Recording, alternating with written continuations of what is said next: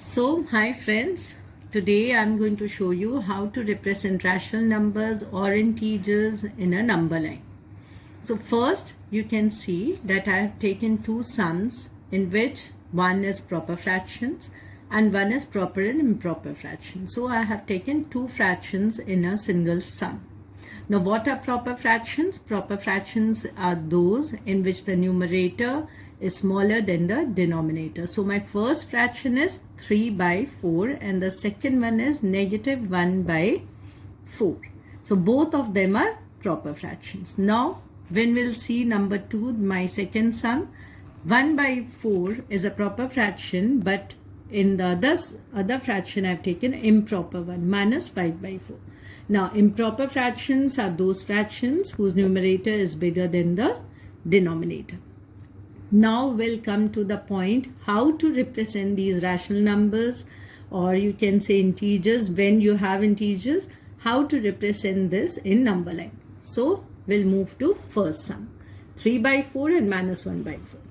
Always remember one thing, that if you have proper fraction to be represented on the number line, then always the proper fraction will lie between 0 and 1. If it is a positive fraction, then it will lie between 0 and 1. If it is a negative proper fraction, then it will lie between 0 and minus 1. But proper fractions always represented between 0 and 1. Now in this number line, we can see we have 0 in the middle and we have divided our line into two parts. This is 1, this is 2, positive. And here, as you know, our right hand side is positive and our left hand side is negative. So this will be minus 1 and this will be minus 2. Now, as I told you that proper fractions always represented between 0 and 1. So 3 by 4 should be represented between 0 and positive 1. Now, how will we put 3 by 4 here?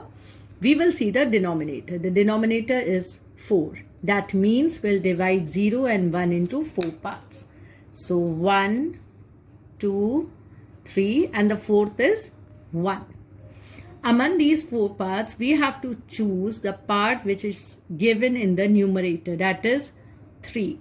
So the third part of the fourth between 0 and 1 is our rational number 3 by 4. Here we have placed it. So I hope there's no confusion. We are representing them between 0 and 1 because they are proper fraction. We are dividing 0 and 1 into 4 parts because the denominator is 4. And we will select the part of the numerator that is third part out of 4. Now, when we'll move on to negative integer or a rational number in the negative side, we'll see. Again, we have 1 by 4. So 0 and minus 1 will be divided into 4 parts, as you can see, including negative 1. And our numerator says that it will be placed exactly in the first part out of the fourth. So our fraction will be minus 1 by 4. I hope this is clear. Now we'll move on to the second sum, where we have one proper fraction 1 by 4 and one improper fraction, that is minus 5 by 4. Now this is our midpoint, so we are marking it 0 and then we are dividing it between 1, 2, 3 and here we are dividing it minus 1, minus 2, minus 3. Now you can take your line to minus 7, minus 10. It depends like which kind of numbers you have. If you have a bigger fraction, if you have bigger numbers to represent, take it to the maximum level. Because I have smaller fractions, I'm taking it only to positive 3 and negative 3. Now the first one is 1 by 4. So it's a proper fraction. It will be represented between 0 and 1. So we'll divide 0 and 1 into 4 parts, including 1. And the first part here will lie 1 by 4. Now what about the improper fraction, which we have minus 5 by 4? Now this is very important. Improper fraction has to be converted into mixed fraction. So if we convert 5 by 4 into mixed fraction, we'll get 1 by 4 negative.